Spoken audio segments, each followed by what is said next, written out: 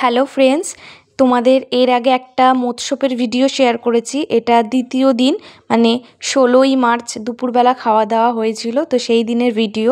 এটা হচ্ছে পূর্ব মেদিনীপুরের এগরা থেকে একটুখানি আসতে হয়, কৌড়দা বাসস্ট্যান্ডের কাছে চণ্ডী মায়ের মন্দিরে এই মৎস্যপটা হয়েছিল। রাধাকৃষ্ণ আর চণ্ডী মায়ের পুজোর জন্য এই মৎস্যপ মেনলি দোলের সময় এখানে 3 থেকে 4 দিন মৎস্যপ হয়। তো চণ্ডী মায়ের মন্দিরেই এই মৎস্যপটা হয় 3-4 দিন, প্রত্যেক দিনই এই মন্দিরে মৎস্যপ হয়। তো চলো তোমাদের সাথে খাওয়া দাওয়া কি রান্না হয়েছিল সেটা শেয়ার করব। তার আগে কিছু কথা বলে দিই। তো মেদিনীপুরে অনেক ফ্রেন্ডসরা আছো, এগরা কৌড়দা প্রত্যেকেই জানো যে দোলের সময় মেদিনীপুরে কোথাও না কোথাও মৎস্যপ হয়। তো সেই ভিডিও আজকে শেয়ার করছি। তো চলো দেখতে থাকো।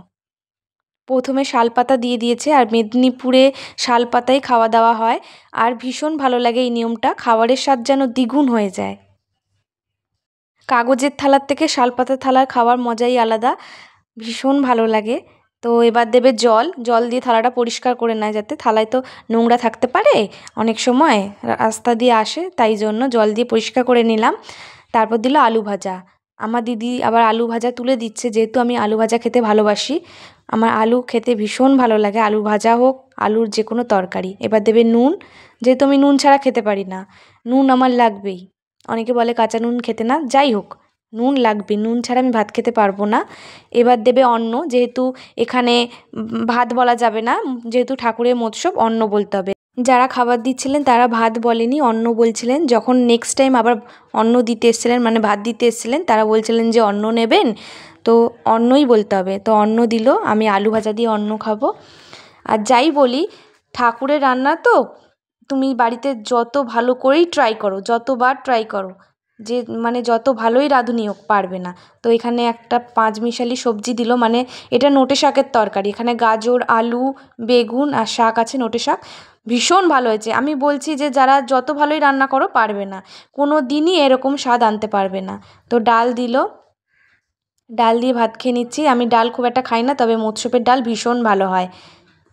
এনারা কি দিয়ে রান্না করেন জানি না, তবে এত সুন্দর হয় রান্না। এবার দিল কুমড়োর তরকারি, মেদিনীপুরের ভাষায় বৈতালের তরকারি। তোমরা কারা কারা বৈতাল বলো আর কারা কারা কুমড়ো বলো জানিও। তো বৈতালের তরকারি দিয়ে ভাত খেয়ে নিলাম। প্রত্যেকটা তরকারি ভালো হয়েছে। আর এটা হচ্ছে বেগুনের একটা সবজি এসছে। তো বেগুন আমি খুব একটা খাই না, যেহেতু আমার অ্যালার্জি আছে বেগুনে। দিদি নিয়ে নেবে বেগুনটা, তাই সাইডে রেখে দিয়েছি। আর ভীষণ ভালো হয়েছে রান্নাগুলো, সত্যি বলছি ভীষণ ভালো হয়েছে। এটা একটা বড় মৎস্যব হচ্ছে, আগের দিন রাতে 400-500 মানুষ খেয়েছে, এখানে 14-15 হাজার মানুষ খাচ্ছে। এবার দিল ছানার কোপ্তা। বিশ্বাস করুন, ছানার কোপ্তা এর আগে আমি অনেকবার খেয়েছি, তবে এরকম খাইনি, এত সুন্দর হয়েছে। গ্রেভিটা ভীষণ ভালো হয়েছে। আমি গ্রেভি দিয়ে ভাতটা খেয়ে নিলাম।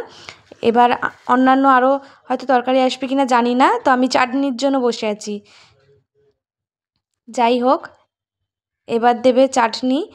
চাটনিটা ভীষণ ভালো হয়েছিল, একটু টকটক টাইপের করেছিল চাটনিটা, দারুণ দারুণ। এবার দিদি তরকারিগুলো নিয়ে নিচ্ছে যাতে নষ্ট না হয়। এবার চাটনি দিল, চাটনি দিয়ে আমি ভাতটা খেয়ে নেবো। আর চাটনিটা ভীষণ ভালো হয়েছিল, একটু টকটক। এবার পায়েস দিল, পায়েস দারুণ হয়েছে। মৎস্যপে প্রত্যেকটা রান্না ভীষণ ভালো হয়েছে। এবার রসগোল্লা দিল। আর যারা কৌড়দা থেকে আছো তারা তো জানো যে চণ্ডী মায়ের মন্দিরে মৎস্যপ হয়েছে, তারা নিশ্চয়ই খাওয়া দাওয়া করেছো, ভোগ গ্রহণ করেছো, ভীষণ ভালো হয়েছে। আবার ভাত এসেছিলো, আমি না করে দিয়েছি যেহেতু খাবার শেষ পথে। তো দারুণ খাওয়া দাওয়া হয়েছে। আগে আমি চাটনি দিয়ে ভাত খেয়ে নিয়েছি, তাই আমাকে এখন পায়েস দিয়ে পাঁপড় খেতে হবে, কিছু করার নেই। এবার পাঁপড় এসছে, পাঁপড়টা খেয়ে নিলাম, পায়েস দিয়ে খেলাম।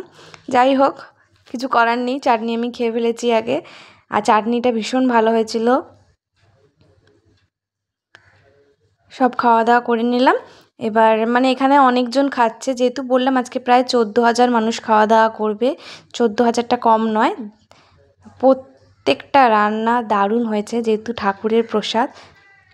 আর সত্যি বলতে এরকম নিরামিষ রান্না দিলে সবাই সারা জীবন খেতে পারবে। এখানে সবাই খাওয়া দাওয়া করছে। এবার আমার দাদা আসবে হাজমলা দিতে।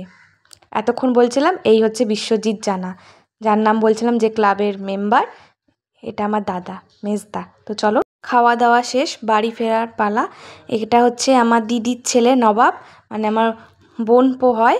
সম্পর্কে। তোর সাথে গল্প করতে করতে বাড়ি ফিরছি। পিসা আর দিদি সামনে আছে, আর একে বললাম চল একটু ভিডিও করে নিই। তো চলো, tata, bye bye, thank you.